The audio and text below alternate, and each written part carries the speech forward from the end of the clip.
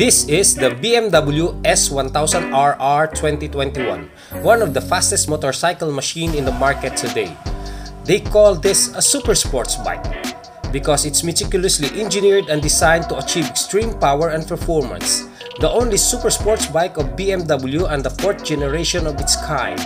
So let's take a closer look to its features, specs, and of course the price.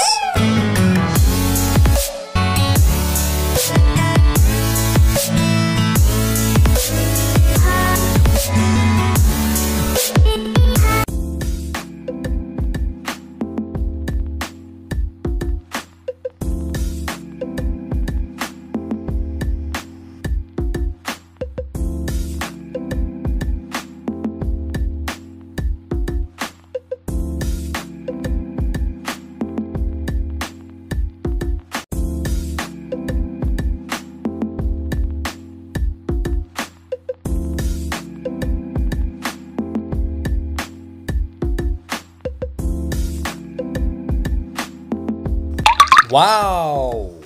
Everybody's dream bike. To see this for real is so unbelievable. Totoo ba ito, guys? Yes! Minatuod yun, tara! The new BMW S1000RR 21 model M package. Yan ang sa harap natin ngayon, Labidabs. So, mapapansin natin ang napaka-aggressive at sporty na looks. At yung color combination ng white, red, and blue na split face design, it signifies a aerodynamic concept of super sports bike. So, kung mapapansin nyo, merong butas dito sa gitna, guys. Air and flow para papasok siya doon sa air suction ng engine para makapagdagdag ng power sa makina niya. When you get that 8,000 RPM, there's two bulbs will open and then to perform and give the maximum power the engine needs. So, ganun siya ka-importante itong butas na to. Meron itong symmetric design headlights with a premium LED daytime riding light in the form of fiber optic elements. Yan yung signal light andun sa side mirror, napaka-visible, so it represents the safety of this bike. And then let's go to its tail lights. So may modify dito yung owner. This is so panibago sa paningin nyo yan, guys. Kasi iba yung dating tail light nito, sa stock niya is meron dito yung fender sa likod, tapos dito yung dalawang signal light, and then dito yung stop light. So this is integrated tail lights kasi buo sila lahat, and this is brand of guys NRC tail lights. So you can sapin nyo lang dyan sa internet, i-search niyo. So ayan, guys, napakaganda, napaka-simple at visible pa. So punta naman tayo sa engine specs ng BMW 1000RR. Is powered by 999cc displacement, 4 strokes, 4 cylinder, 16 valve, double overhead cam, liquid cooled with BMW Motorrad shift cam variable valve technology, meaning automatically selects the valve opening time and the valve lift by means of camshaft over in low and medium engine speed.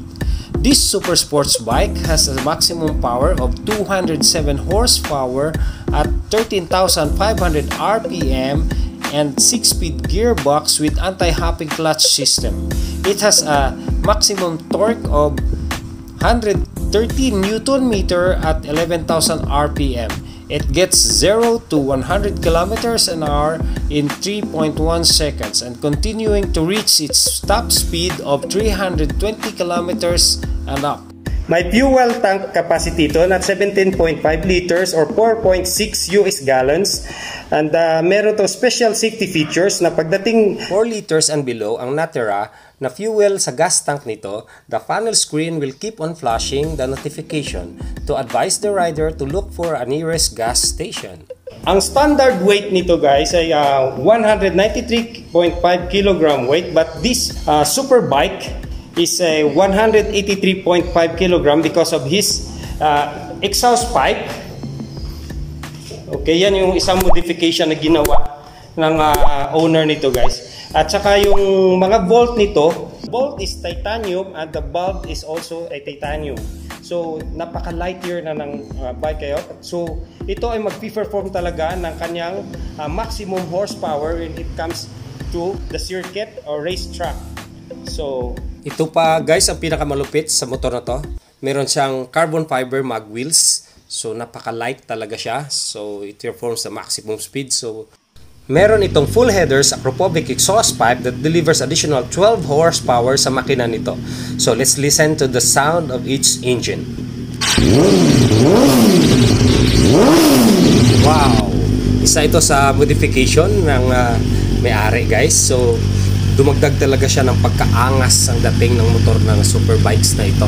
So yan, napakaganda ng headers exhaust pipe ng Akra. So let's go to the panel board guys. Tingnan natin. Yan. So, wow! Napaka-futuristic at premium ang panel display screen na to guys. Ganda. Meron itong 6.5 TFT fully digital display and access the various functions and settings without taking your hand off the handlebar. So, you stay full control of it all. So, ito guys yung ano niya, ito yung menu, dito yung browsing, ayan. Of course, meron din itong connectivity features that you can connect your smartphone to this superbike via Bluetooth. Makikita mo dyan kung meron ka incoming text messages or incoming calls. What does so special to this BMW S1000RR M package? It has a built-in maintenance monitoring system software to notify the rider or owner for the change oil, air level of the tire, brake system, and among other stuff. So you can set your music, a lot of things you can do to this very sophisticated bike. So let's go to the handlebars guys. Dito sa right side. So itong button na to is dito, pag i-press mo to, ito ay magpapainit ng handle niyang dalawang to, yung throttle at din doon sa kabila. So ito ay ginagamit lugar na mga giniyelo, yun sana all. Maka-experience ng ganon, malamig na lugar. So yan. Tapos ito is a riding mode. So ito pinipress pag gusto mong rain or anong class type of road condition. So kung andun ka rin sa circuit, isiset mo yan. So grabe talaga, napaka-sophisticated talaga ng motor na to. Tapos ito yung start button niya, engine start. Tapos dito naman sa left side is meron ditong hazard. Ito po ay isang napaka-special feature na bihira ako makakita sa handlebar ng mga motor sa dami na nating na-review. Ito po ay isang emergency button. Pag pinress mo to, for example, na-accident ka at you need emergency response, so ito ang pipindutin mo kasi magsisend yan ng message dun sa satellite para hahanapin yung naka-GPS kasi itong motor na to, kaya napaka-sophisticated talaga niya. So ito namang isa is DTC. So ito yung dynamic traction control niya. Ito yung menu kanina ginamit natin. Ito yung horn light. Okay. Ito yung horn sa baba. Hindi siya yung keyless. So meron siyang sarili talagang susi. Meron siya talaga sa special talaga na susi guys. Ito guys yung cruise control niya. So minimum speed ng cruise control guys is 30 kilometers per hour and a maximum of 100 kilometers an hour.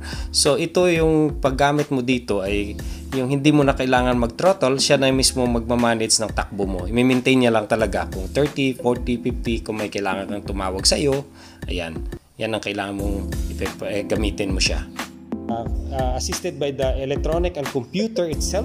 So naka-program talaga tong motor na to kung anong gusto mong setting. So talagang napaka-sophisticated nito. Pano-notice ko dito guys, napaka-laki talaga ng, kita niyo yan, yung upside down telescopic fork telescopic suspension niya sa front. So talagang binigay ni BMW lahat dito. So si M package is committed to the racing tradition, a high performance package full of sportiness, agility, and dynamics. Meron din siya guys na 5 power modes, yung rain mode, which you can use it to wet road, and less siya ng 50 horsepower ang lakas sa makina. At meron siyang race mode, sport mode, parang race mode for racetrack use, at sleek mode, ito yung tinatawag nating mamaw mode, na parang race mode din. So but he could get to the maximum speed on maximum power.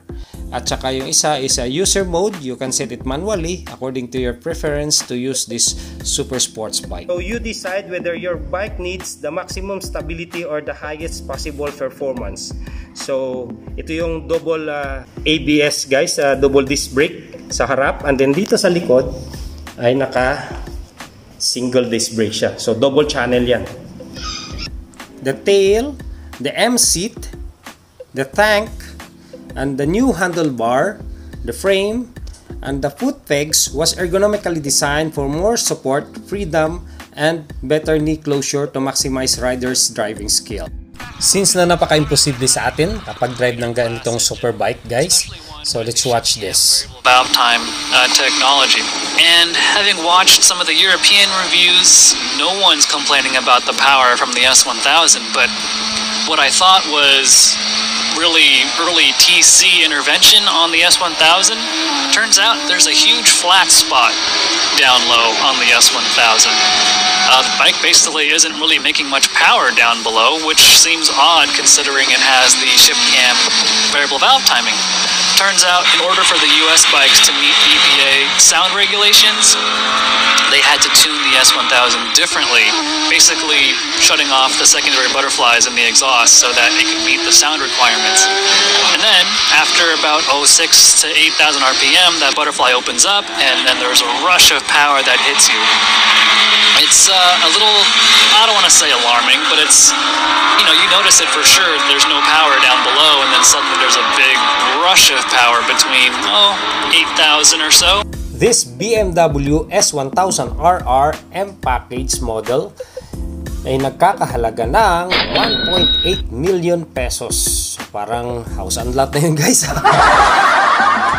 Ang BMW S1000RR ay nag-iisa pa lang yan guys dito sa Panay Island. At ito ay pagmamayari ng matalik nating kaibigan na si paring Neil Sia. Pre, thank you so much sa binigay mong pagkakataon at pag-prepare nito, lalo din sa iyong may bahay.